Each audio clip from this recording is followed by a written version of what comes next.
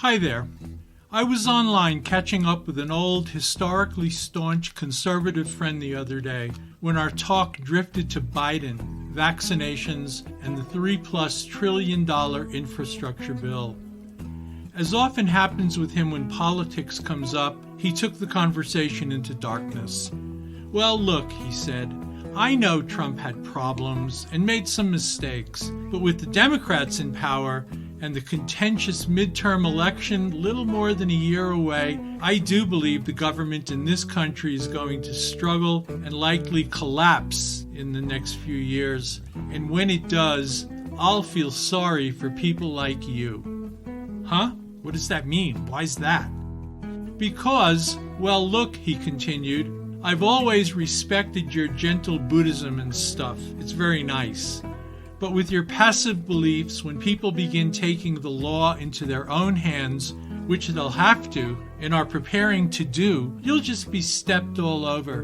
I'm sorry, but there just won't be any place for lambs.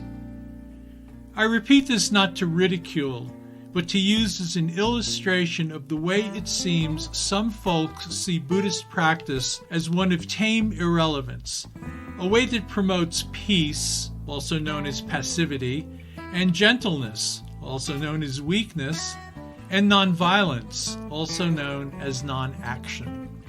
In other words, Buddhism's probably nice to play around with, but too docile to make a difference or even matter in the real world of meat and potatoes. To many, we're simply people who like to meditate, inconsequential, happiest doing nothing, not only not plugged in, but tuned out. Pope John Paul II captured it when in 1994 he wrote of Buddhist nirvana as entailing, quote, a state of perfect indifference from the world, unquote, and the Buddhist doctrine of deliverance through nirvana as, quote, almost exclusively negative, unquote. The context suggests he did not mean these in a positive way.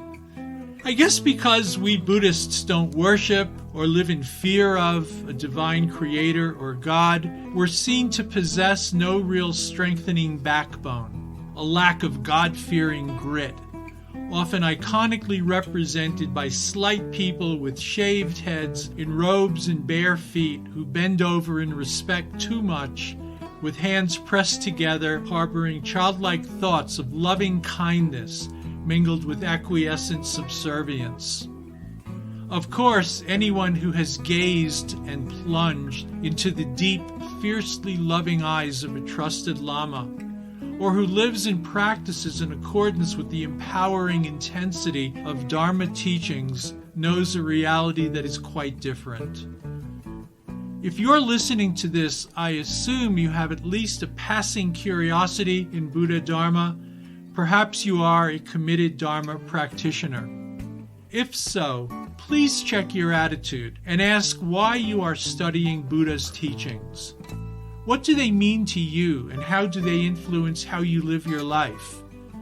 Switch on your bright inner light, sit quietly, reduce distraction, get clear, be precise, and really examine. I have a hunch that words like fear or passivity or weakness will never enter your mind. Tibetan Buddhism is a warrior's path, and it's not an easy one. It is for those who are not only brave, but aware of and choose to trust in the presence of the brilliant Buddha nature, also known as Tathagata Garbha, that exists within their own mind. We who have chosen to walk this path are engaged in learning how our mind best works, a deep and challenging curriculum demanding commitment and courage. We are not surface dwellers, but rather descend into the depths, way beyond comfort, to the deep folds of the sources of our confusion, anxiety, and fears. It's a place many hide from, engaging in the toys of denial and distraction, but ignoring it for those with awareness and self-respect is not an option. And so the Buddhist path is one of kicking open long shut doors, shining a light of understanding and acceptance into the dark recesses where ignorance and self-centeredness reside. And then we summon the courage to step forward into that light to acknowledge whatever we find, letting it emerge, freed by the buoyancy of our own wisdom and compassion. Buddhist philosophy explains, and learned practice reveals, the cause and effect workings behind each moment of our lives, the initial discoveries of which serve as a point of no return for many. Once we see how it all works, we can't ever again be completely blind to it. The mind that is genuinely grokked, the informed essence, seeks no laziness, no shucking of responsibility.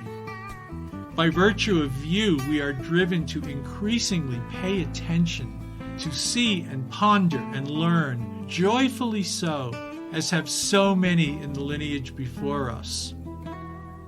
From view comes understanding, and from understanding both confidence and fearlessness manifest, yielding an inner resolve to seek out and navigate beyond our obstacles, a resolve without which we're simply tossed around by life's vagaries, whether they be ignorantly simple views, mindless emotions, fear or joy of collapsed governments, or anything between or beyond. We realize and appreciate that without courage, real happiness is impossible, and so we warrior on, our foes being the stubborn delusions and afflictions of our own mind, difficult to admit to, identify, and root out, but when confronted, revealing themselves to be no more substantial than clouds in the vast sky. Wisdom, true wisdom, blossoms throughout our intentions and actions, energized strength arising through our seeing options rather than daunting obstacles. The two together combine skillfully in our recognizing and utilizing the fertile opportunities we are presented with moment by moment in the matrix of our conventional reality. Blinded to this, fearful minds project fear, and with all due respect to my friend and his earnest projections, the image of an authentic Buddhist practitioner being hopelessly lamb-like, passive, incapable while being stepped upon by others is as absurd and out of touch with reality as anything could possibly be. With a mind infused with thoughts of virtue and grace, standing diligent and confident alongside like-minded Sangha folk, I like our odds against whatever challenges might be coming our way. So it is with Dharma warriors, focused day and night, doors swinging open, meaningful progress propelled by creative enthusiasm bursting forth because it is, on various levels, so profoundly gratifying to be living this way. This recording, Warriors Indeed, was written and shared here by Mark Winwood. Mark, that's me, is the founder of the Chenrezig Project, a Tibetan Buddhist study and practice group resident in Colorado and with an international online presence. In addition to these Elegant Mind podcasts, we facilitate online Sangha gatherings and teachings, share writings via our weekly e-magazine, and host various events. You can learn more about the Chenrezig Project at our website, www.chenrezigproject.org. That's CHENREZIG project.org. Our accompanying music, titled Snake Pit, was composed and performed by the San Francisco Bay Area musician Bobby Vega in collaboration with Chris Rossbach. It appears on their 2005 album, Bobby Vega and Chris Rossbach. You can learn more about Bobby and his music at his website, www.bobbyvega.com. That's BOBBYVEGA.com.